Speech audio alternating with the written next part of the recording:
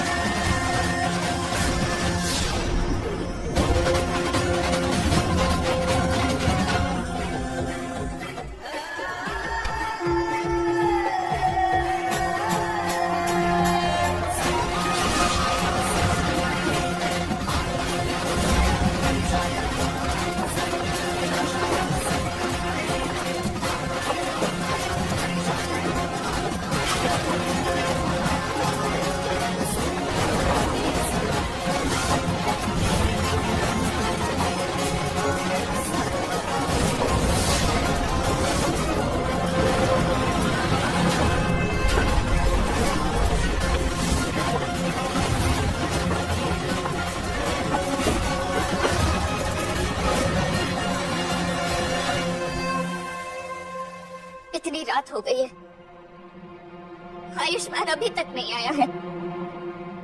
पता नहीं गहना को लेकर के कहाँ गया होगा। फोन भी नहीं उठा रहा है। पता नहीं किस हाल में होगा मेरा बच्चा। अरे कमला, कुछ सोचने की सूझ ही कहाँ होगी बच्चे को। गहना के साथ इतना बुरा हुआ। अरे आखिर वो कुमारी थी कौन? ऐसे का दुश्मनी कि उसने गहना की जान ही ले ली। हो सकता है बुआ जी कि कोई पुरानी दुश्मनी रही है उससे। वो भी तो गांव से ही थी, गहना की तरह। हो सकता है जाने अनजाने उसने उसकी जिंदगी तबाह करने की कोशिश की, जैसे आयुष्मान के साथ पकड़वा शादी करके मेरी और आयुष्मान की जिंदगी तबाह कर दी थी। है ना? और कोई इतनी बड़ी वजह तो नहीं हो सकती उसे मारने की, है ना ताई जी? आलिया बिल्कुल सही कह रही है।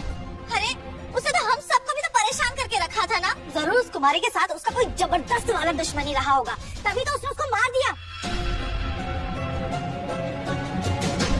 मैं तो कहती हूँ अपने कर्मों की सजा भुगती है वो। बस चुप, एक सब नहीं सुनना चाहते हम गहना के खिलाफ, समझी दोनों? क्या किया उसने? अरे जब से इस घर में आई अपना फर्ज ही निभाया ना। अरे हम ही ने कभी उसको बहू के रूप में नहीं अपनाया। अरे दूसरों की क्या बात करें, हमने खुद उसको कभी गहना कह के नहीं पुकारा। जब देखो ये लड़की तो जब से हम सीढ़ियों से गिरे, हम बीमार हुए, वो लड़की अपने फर्ज में नहीं चूकी। दिन रात हमारी सेवा की, हमको किसी चीज की कोनो कमी नहीं होने दी। कभी एहसास नहीं होने दिया कि कुछ कम है। अरे तुम सब चूक गए पर वो नहीं चूकी। गहना के साथ जो हुआ बहुत बुरा हुआ, और उसके खिलाफ जो बोलेगा ना उसके लिए हमसे बुरा कोई नहीं होगा, समझे? संभालिए अपने आप को दीदी। दीदी, आपको उस लड़की के लिए आंसू बहाने की जरूरत नहीं। अरे नौकरानी थी वो, अब नौकर का फर्ज होता है मालिक की सेवा करे, इसमें कोई एहसान नहीं किया, कोई अच्छी इंसान नहीं बन गई। और वैसे भी हमारे सामने सिर्फ सेवा का दिखावा किया ताकि हम उसे अपने घर की बहू मान सके। कैसे बात कर रहे हैं आप? गहना ऐसी बिल्कुल नहीं थी। अरे दिल से उसने हमें प्यार किया था। जो भी उसने हमारे लिए किया सच्चे मन से किया था। यहाँ तक कि उसने कुमारी की मदद तक की। लेकिन मेरे तो समझ में नहीं आता है कि कुमारी ने ऐसा क्या किया, क्या वजह थी कि उसने हमारी गहना को मार डाला। तुम्हें तो बस बात बात पर गहना की तरफदारी करनी है। अरे मर गई है वो, अब पीछा छोड़ो उसका। और ऊपर से ये आयुष्मान भी पता नहीं कहाँ चला गया गहना की डेड बॉडी लेकर। अब मुर्दे को जिंदा करेगा। दिमाग खराब हुआ उसका। मुझे भी जाकर देखना होगा। आयुष्मान,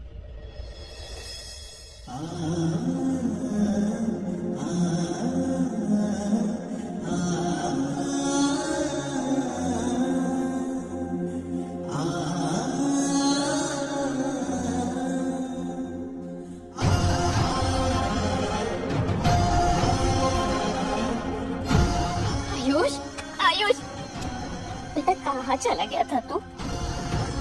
तो अकेले वापस आ गया। कहना का शरीर कहाँ है?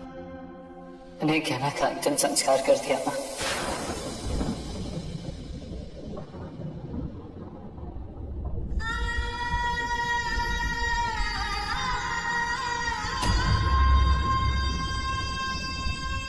इस घर में जो उसे अपना दुश्मन समझता था, सब खुशियां मना सकते हैं।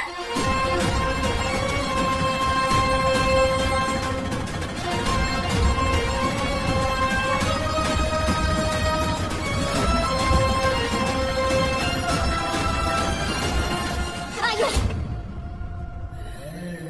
क्यों हुआ बेटा? तू क्यों लड़खड़ा रहा है? तो ठीक तो है? जाने दीजिए माँ, मेरी जिंदगी में इससे कई ज्यादा बड़े दुख हैं और कुछ जख्म ऐसे मिले हैं जो कभी नहीं भरेंगे।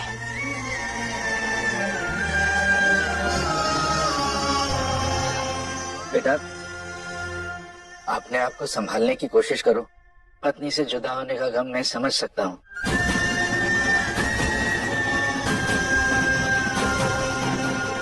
आयुष्मान, तुम ऐसे कमजोर नहीं पड़ सकती हो। मैं समझ सकती हूँ गहना के जाने का तुम्हें दुख बहुत है, पर उसकी वजह से तुमने बहुत कुछ सहा है। और वो नहीं है तो क्या हुआ, मैं तो हूँ ना।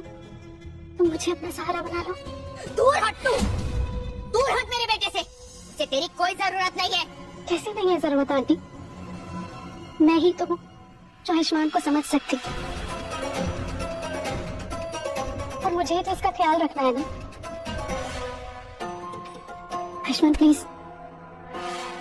पास में जो कुछ भी हुआ उसे भूल जाओ और हम एक दूसरे को एक नया मौका देते। एंड आई प्रॉमिस कि मैं तुम्हें इस बार निराश नहीं करूंगी।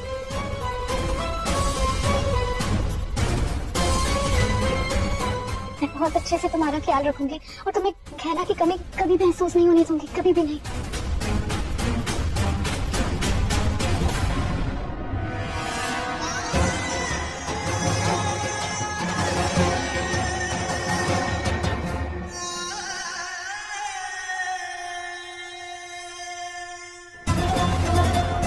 तुमने मेरी बात का जवाब नहीं दिया है आयुष्मान, पर तुम्हारी चुप्पी ने मुझे उम्मीद जरूर दे दी है कि मैं अब भी तुम्हें पा सकती हूँ और अब तुम्हें मेरा होने से कोई नहीं रोक सकता।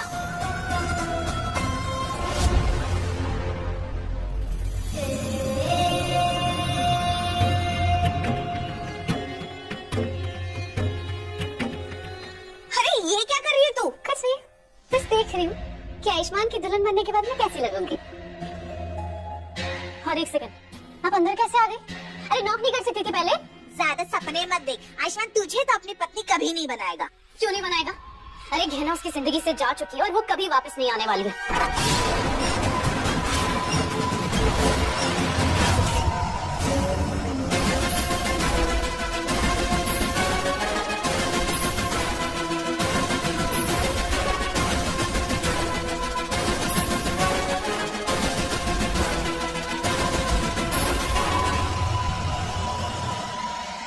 गहना गई है ना, आयुष्मान की बुद्धि तो नहीं। मेरा मतलब है कि हमें तो अभी तक पता नहीं चला कि गहना को किसने मारा है। क्या फर्क पड़ता है किसने मारा है? इम्पोर्टेंट ये है कि वो मर चुकी है ना? वैसे भी फाइनली वो गहना हमारी जिंदगी से जा चुकी है और अब आयुष्मान को मेरा बनना पड़ेगा और मैं बना कर रहूंगी।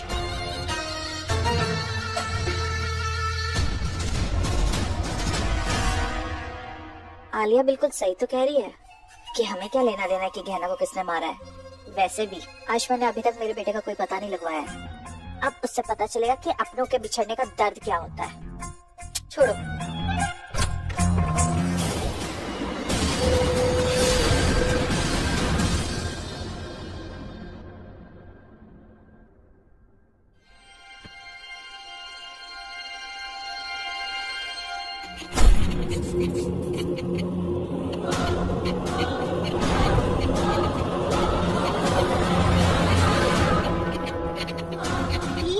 लाइट को कहाँ हो गया?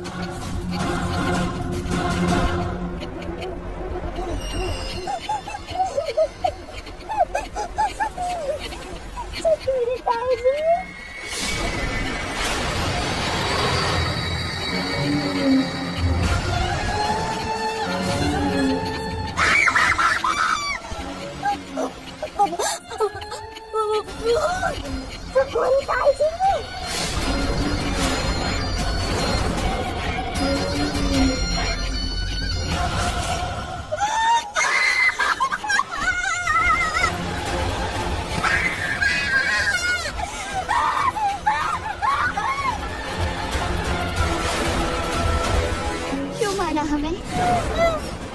क्यों मारा हमें?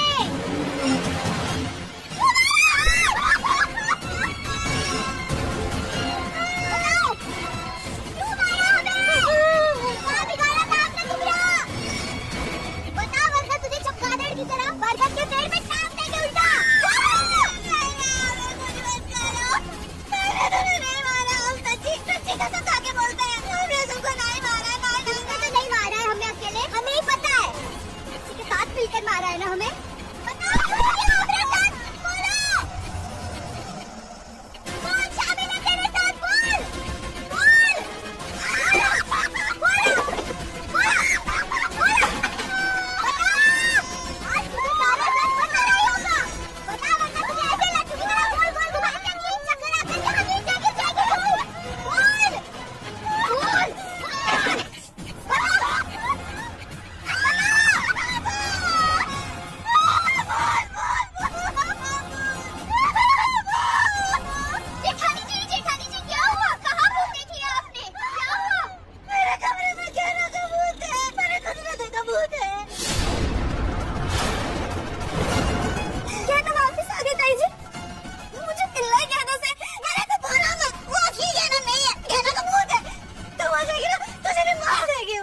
जी क्या बोल रही हैं आप? चीते जी आप लोगों ने उसे चैन से रहने नहीं दिया। अब वो मर गई है तो उसके बारे में उल्टी सीधी बातें कर रहे हैं। नहीं, हम झूठ नहीं बोल रहे। हमने सोचा गहना कबूतर का वो हमारे कमरे में ही है, हम बता रहे हैं।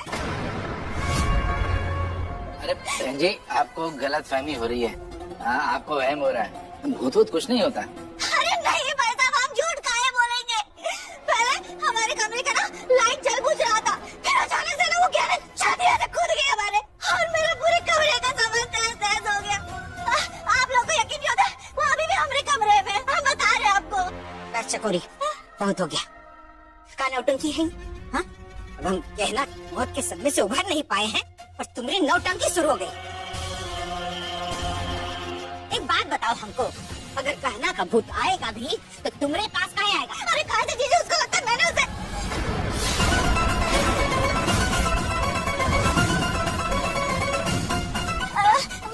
मेरा मतलब है वो अपने खूनी के बारे में हमसे पूछने आई थी। उसमें पूछना क्या?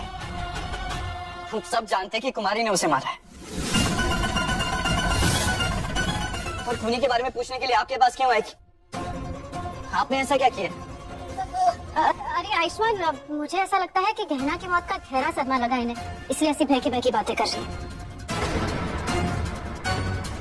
मैं बहकी बहकी बातें नहीं कर रही, मैंने सच में गहना को बहुत अपने कमरे में देखा है। बकवास बंद कर। अगर आप चाहते हैं कि मैं आयुष्मान के साथ रहूं, अपनी बकवास बंद करिए और यहाँ से निकलिए। हो गया, अब जाओ अपने कमरे में सो जाओ, हम सबको भी आराम करने दो। नहीं दीदी, हम अपने कमरे में नहीं जाएंगे। हमने खुद ने गहना का मुंह देखा। आप लोग को हमें भरोसा नहीं है ना, तो आप सब चलिए हमारे साथ। देखिए हमारा कमरा कैसे तहस नहस होके पड़ा, और आपको पता है गहना का मुंह अभी भी वही होगा। चलिए आप लोग सब चलिए, चलिए आप हमारे साथ चलिए। जीजी आइए मेरे साथ, आइए देखिए कमरे में।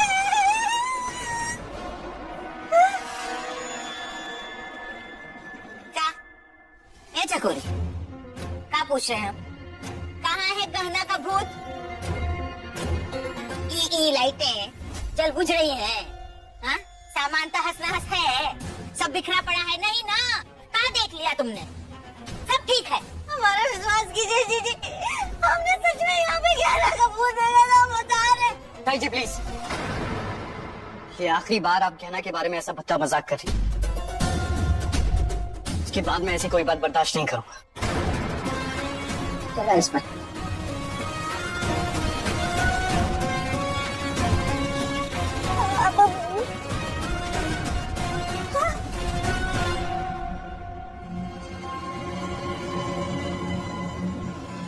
हमजा, अब मैं जाऊँ आयुष्मान के पास?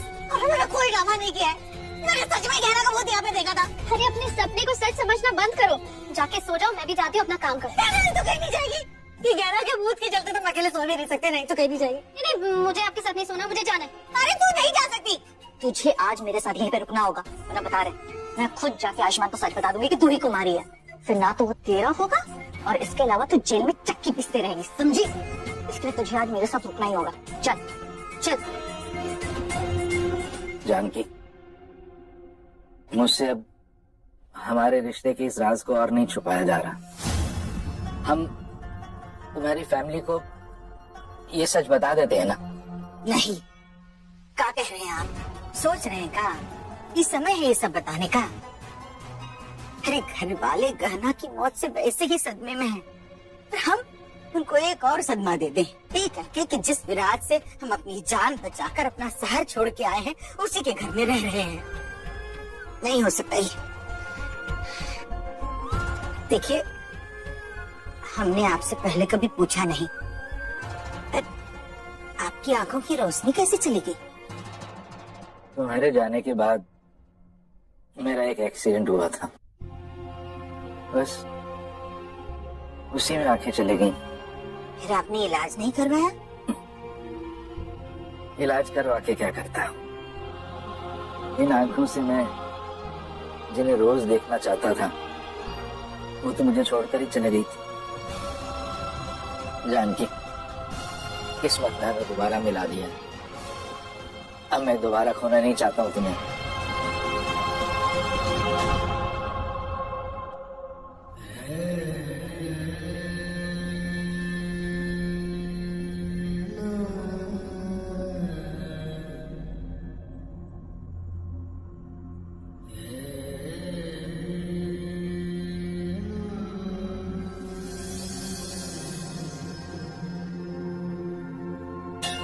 डॉक्टर बाबू, आप हमारे फोटो पर्स में काहे रख रहे?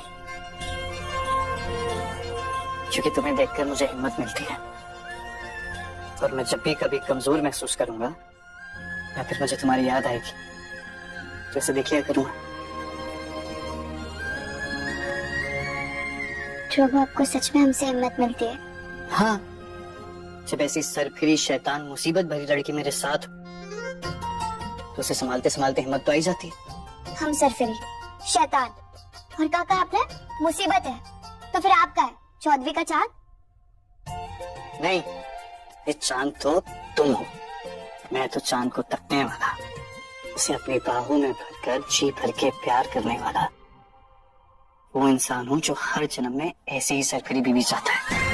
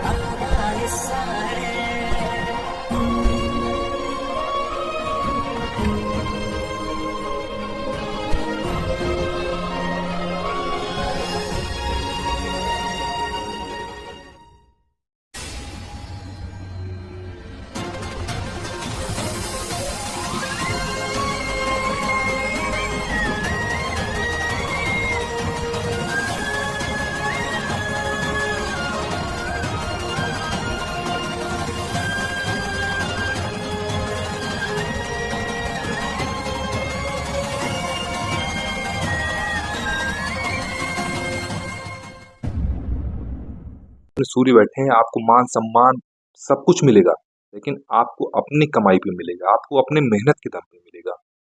और सूर्य यहाँ पे बैठ के व्यक्ति को राजनीति में भी सफल करते हैं, स्पोर्ट वगैरह में भी यहाँ पे अच्छा रिजल्ट देते हैं सूर्य, अगर ऐसा व्यक्ति, क्योंकि ऊर्जा ऊर्जा आपके थर्ड हाउस में जाके बैठी है, तो ऐसे व्यक्तियों के अंदर ऊर्जा शक्ति अच्छी होगी और पराक्रम करेंगे, मेहनत करेंगे, पुरुषार्थ करेंगे और जीवन के हर लक्ष्य को ये प्राप्त कर ही लेते हैं, बस अगर अपने गोल को सेट करें। तो सूर्य आपके अगर थर्ड हाउस में बैठे हैं तो ये बहुत अच्छा साइन है, क्योंकि सूर्य जैसा ग्रह जाके थर्ड हाउस में बैठा पराक्रम भाव में, हाँ छोटे भाई बहनों के लिए थोड़ा यहाँ समस्या उत्पन्न करते हैं, लेकिन बाकी और कोई नहीं समस्या यहाँ पे। थर्ड हाउस में अगर सूर्य बैठे हैं तो पिता का सहयोग भी मिलेगा, भाग्य का सपोर्ट भी मिलेगा।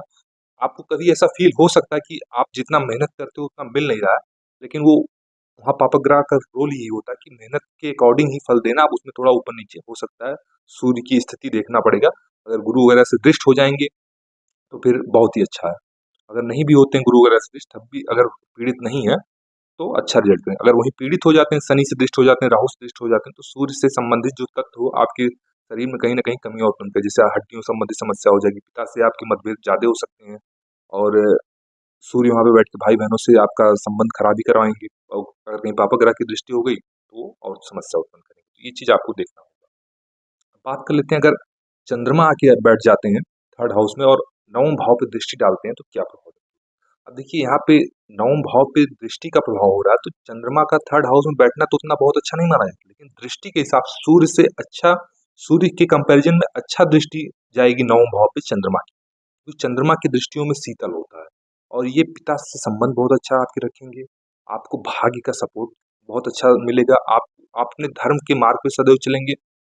थर्ड हाउस में चंद्रमा जाके क्या होता है कि चंद्रमा जो है गतिमान ग्रह है, चलायमान ग्रह है, तो ऐसे व्यक्तियों के साथ समस्या ये आती है कि जो भी चीज वो काम शुरू करते हैं उसको कंप्लीट नहीं कर पाते हैं। अगर वहां पे थोड़ा सा भी उनको अपना रिजल्ट देख नहीं मिलता, या उनके जो परिश्रम कर रहे हैं उसका फल उनको दिखाई नहीं देता, तो वो काम छोड़ देते हैं, वो काम बदल देते हैं।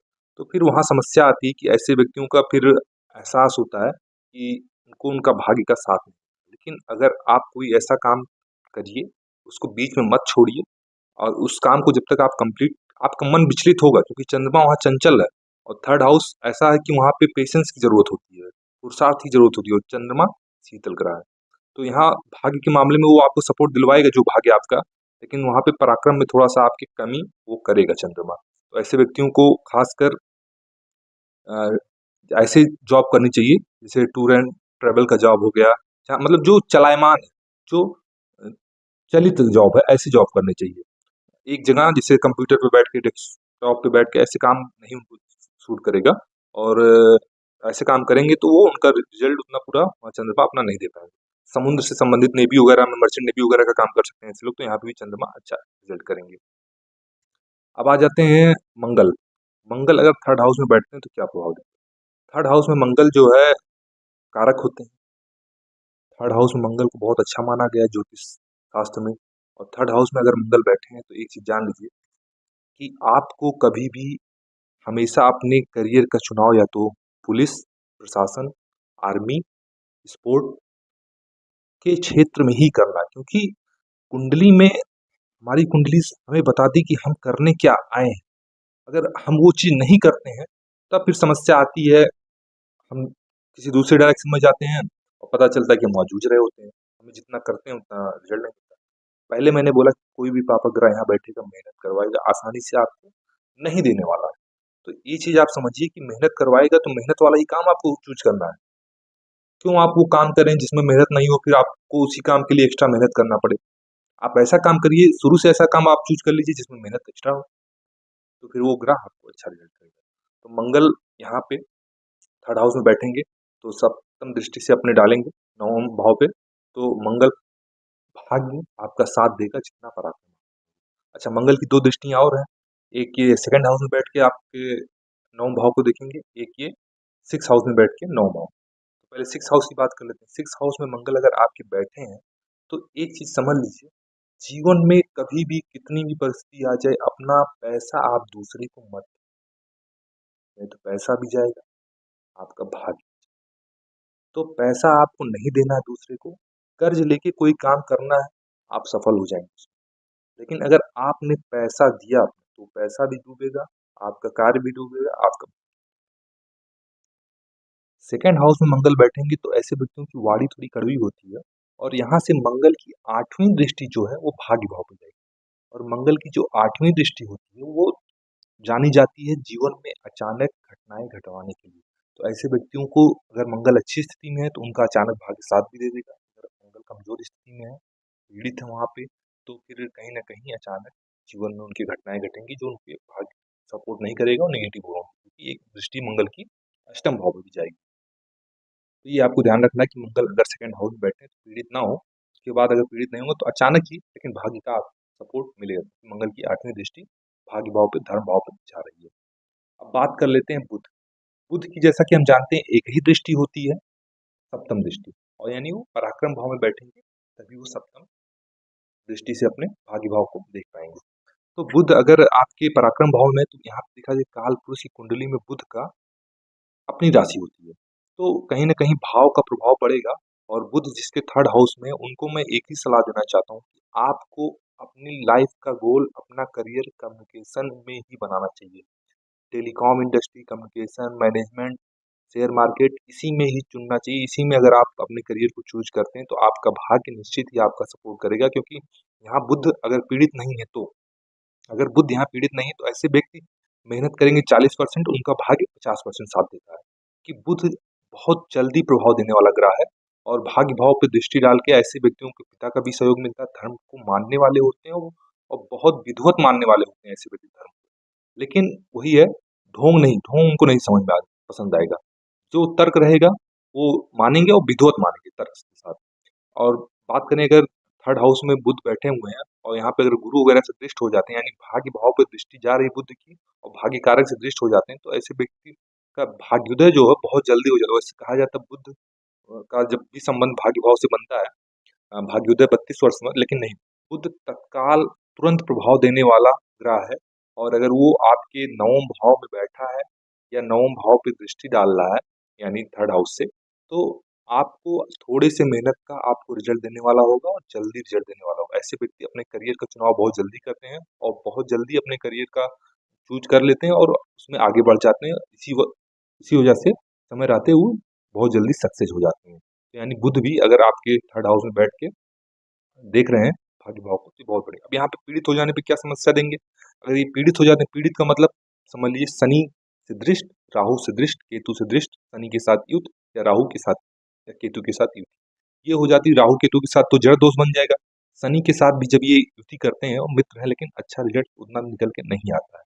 तो खासकर युति में फिर भी आ जाएगा रिजल्ट। दृष्टि में तो अगर शनि इनको देख लेते हैं तो बुद्ध संबंधित समस्या होने लगती है, जैसे त्वचा संबंधी रोग हो जाएगा, नर्वस सिस्टम का रोग हो जाएगा, आप डिसीजन नहीं ले पाएंगे, आपकी वाणी में कहीं ना कहीं समस्या आ जाएगी, कड़वाहट आ जाएगी आपकी वाणी में। तो ये सारी चीजें कराते हैं अगर बुध पीड़ित हो जाते हैं। अब बात कर लेते हैं शुक्र की। अगर शुक्र आपके नवम भाव को देख रहे हैं तो क्या प्रभाव है? शुक्र सॉफ्ट प्लेनेट है, लग्जरी का कारक ग्रह है और बहुत सुखों को देने वाला ग्रह है, और ये पराक्रम भाव में जाके बैठता है। तो ऐसे लोग मेहनत भी करते हैं तो सॉफ्ट मेहनत करते हैं, जहाँ पे जैसे इनके लिए डेस्क जॉब हो गई या लग्जरी जॉब हो गई, ये ऐसा काम करना पसंद करते हैं, या कोई कला संबंधित क्षेत्र में ऐसे व्यक्ति जाते हैं, और ऐसे व्यक्तियों को जाना भी चाहिए। अगर शुक्र आपके थर्ड हाउस में बैठे हैं तो कहीं ना कोई कला आपके अंदर जरूर होगी, चाहे वो डांसिंग का हो, चाहे सिंगिंग का हो, चाहे कम्युनिकेशन का हो, चाहे मार्केटिंग का हो, चाहे राइटिंग का हो, कोई ना कोई कला आपके अंदर अवश्य होगी, बस उस कला को निखारने की जरूरत है। फिर शुक्र यहाँ से भाग्य भाव पे सदैव अच्छा प्रभाव देती है। शुक्र की दृष्टि, भाग्य का सपोर्ट मिलता है, भाग्य आसानी से, भाग्य कह सकते हैं व्यक्ति के पास चल के आता है अगर वो थोड़ी सी मेहनत करता है। तो शुक्र का प्रभाव भी यहाँ पे दृष्टि वाइज अगर भाग्य भाव पे जा रहा है तो अच्छा। आप देखिए शुक्र अगर थर्ड हाउस में बैठे हैं तो ऐसे व्यक्ति पुरुषार्थ वाला मेहनत करना नहीं, कला वाला मेहनत कर लेंगे। जहाँ कला होगा वहां पे मेहनत करेंगे, लेकिन जहाँ पुरुषार्थ, पराक्रम, जोश दिखाने का होगा वहां पे ये मेहनत उतना नहीं कर पाएंगे। तो ऐसे व्यक्तियों को अपना क्षेत्र, फील्ड जो है, करियर जो है, कला के क्षेत्र में ही बनाना चाहिए।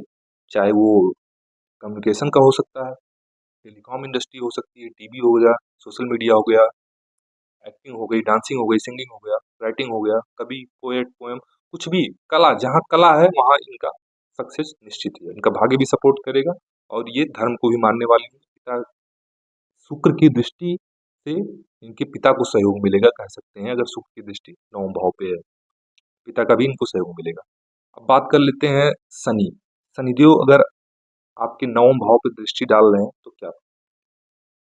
अब देखिए शनिदेव नवम भाव में बैठते हैं तो अच्छा है, वृद्धि करते हैं, क्योंकि शनिदेव जहाँ बैठते हैं वहाँ वृद्धि करते हैं, जहाँ देखते हैं वहाँ हानि करते हैं। भले उनकी खुद की राशि क्यों ना हो, भले उनका खुद का लग्न क्यों ना हो, भले उनका उनके मित्र का लग्न क्यों ना हो, वो जहाँ देखेंगे उनकी दृष्टियों में विच्छेद है तो वो विच्छेद कराएंगे कराएंगे। तो भाग्य भाव पे भी देख के, अगर वहाँ पे भाग्य भाव में मित्र राशि उनकी बनी है, स्वराशि बनी हुई है, उच्च राशि बनी हुई है, तब थोड़ा कम, लेकिन फिर भी भाग्य में डिले जरूर करेंगे।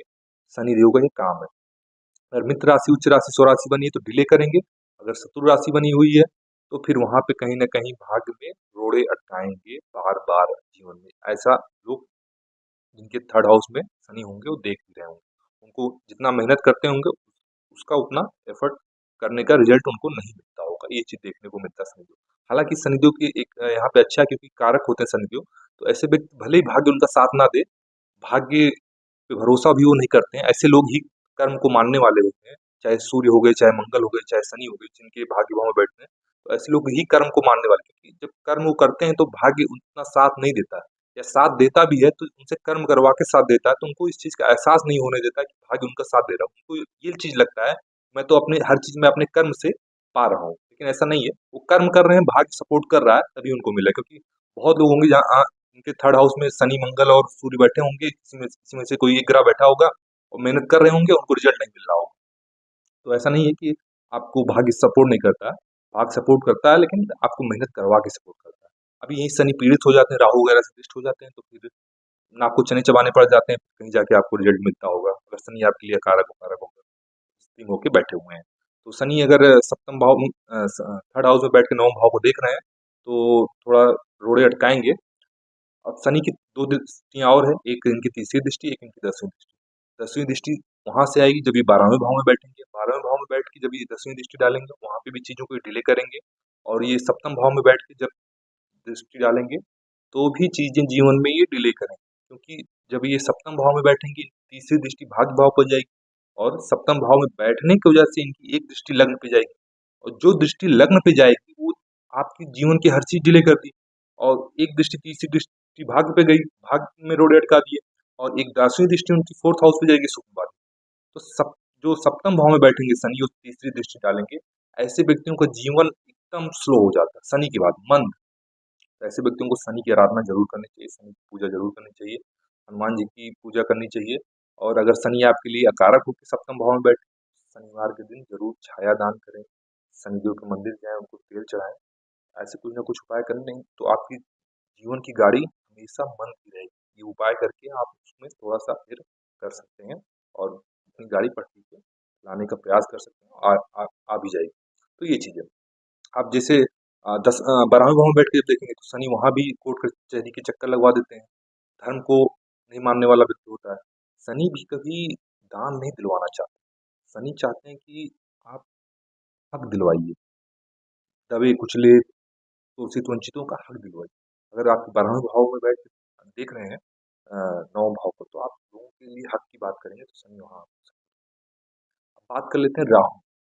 राहु अगर सप्तम भाव में सप्तम दृष्टि से अपने थर्ड हाउस में बैठ के देखते हैं तो क्या प्रॉब्लम। राहु भी यहाँ कारक हो जाएंगे, लेकिन देखने को यही मिलता है कि व्यक्ति जितना एफर्ट करता है उतना भाग्य उसका सपोर्ट नहीं करता है। मैंने पहले भी यही कहा कि पाप अगर जब भी यहाँ बैठेगा तो ये चीज जान लीजिए कि आपको आपके कर्म का फल मिल रहा है, लेकिन भाग्य है उसमें, क्योंकि आप देखेंगे बहुत लोग हैं कि उनके कर्म का फल भी उनको नहीं मिल रहा है। लेकिन अगर राहु, शनि, सूर्य, मंगल ये अच्छी स्थिति में कारक होकर अगर बैठ जाते हैं तो और अच्छा है। बैठे तो आपको कम से कम आपकी मेहनत का फल मिलेगा, थोड़ा लेट मिलेगा अगर शनि वगैरह बैठे हैं, लेकिन मिलेगा। अब राहु बैठे हैं तो राहु का भी यही है कि आपसे मेहनत करवाएंगे। अब राहु राहु का अधिपति किस पे है? सोशल मीडिया पे, गैजेट पे है, इलेक्ट्रॉनिक गैजेट हो गए, सोशल मीडिया हो गए, इंटरनेट हो गया। तो इससे जुड़ के अगर आप काम करेंगे तो राहु यहाँ आपको सपोर्ट करेगा। यात्राओं से जुड़ के, गाड़ी से, टूर एंड ट्रेवल से जुड़ के आप काम कर सकते हैं, तो फिर राहु यहाँ पे आपके लिए रिजल्ट करेगा। अब राहु चूंकि पंचम भाव से भी बैठ के देखेगा, 5वीं दृष्टि से अपनी, और लग्न में बैठ के देखेगा, तो कहीं ना कहीं आपको दिमाग तो देगा। लग्न का राहु व्यक्ति को चालाक, बुद्धिमान बनाता है, तार्किक बनाता है, लेकिन भ्रमित कर देता है, डिसीजन नहीं लेने देता। अगर पीड़ित हो गया तो ये समस्या और है। और पंचम का भी राहु यही करता है, क्योंकि क्योंकि वो ज्ञान भाव है, बुद्धि का भाव है, वहाँ भी व्यक्ति को भ्रमित कर देता है। हालांकि पंचम पे दृष्टि से बढ़िया राहु का बैठना अच्छा है, क्योंकि व्यक्ति अपनी बुद्धिमत्ता से अपना काम बना ही लेता है। तो पंचम भाव में भी राहु अगर बैठे हैं तो यानी आपके पास दिमाग है, तार्किक है, आप सामने वाले को ठगने में माहिर है। अब भाग्य आप दृष्टि जाएगी तो भाग्य का भी सपोर्ट आपको मिलेगा। हाँ, थोड़ा लेट होगा क्योंकि इन ग्रहों की दृष्टियों में विच्छेद होता है, और राहु कहीं अगर अकारक है आपके लिए, आप जिसकी राशि में बैठे हैं उसके अकॉर्डिंग फल करेंगे। अगर राहु जिसकी राशि में बैठे उसका राशिपति जाके केंद्र त्रिकोण में बैठा है तो फिर राहु से डरने की आपको कभी भी कोई आवश्यकता नहीं। लेकिन अगर राहु जिसकी राशि में बैठा है उसका राशिपति कहीं भी राहु बैठा हुआ है, जिसकी राशि में बैठा है अगर उसका राशिपति नीच का त्रिक भाव में या पीड़ित हो गया तो राहु फिर आपको अच्छा रिजल्ट नहीं देगा। मैंने जितनी कुंडलियां देखी है, राहु जिसकी राशि में बैठा अगर उसका राशिपति केंद्र में त्रिकोण में यानी या तो लाभ में या तो धन में, ऐसी स्थितियों में जाके बैठता है तो राहु ऐसे व्यक्तियों को ही रंग से राजा बनाता है। तो ये हो गया राहु। केतु का भी वही सम्मिलित प्रभाव है। केतु अगर थर्ड हाउस में बैठ के देखेंगे तो यानी राहु आपके भाग्य भाव में हो जाएंगे। तो ऐसे व्यक्तियों का भाग्य सपोर्ट करता है जब भी उन्हें भाग्य की आवश्यकता होती है, क्योंकि राहु पापक ग्रह होकर बैठेंगे भाग्य भाव में। हाँ, धर्म वगैरह को मानने वाला नहीं होगा, ये मानेगा भी तो कुतर करके मानेगा, उसको हर बात हर चीज के लिए तथ्य चाहिए होगा।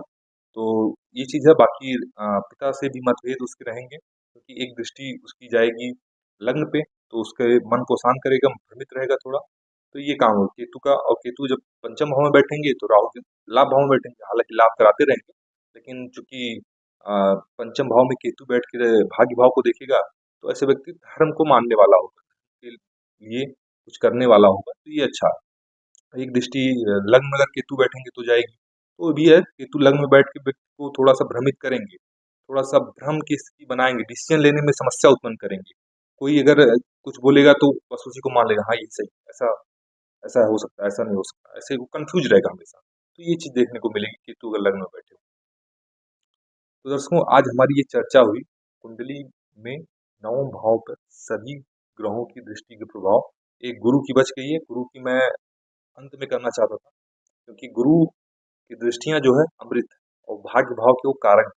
तो गुरु लग्न में, सप्तम में और पंचम में बैठ के आपको भाग्य भाव को देखिए। वैसे गुरु की दृष्टि कहीं भी भाग्य भाव पे जा रही है तो ये समझ लीजिए आप भाग्यशाली।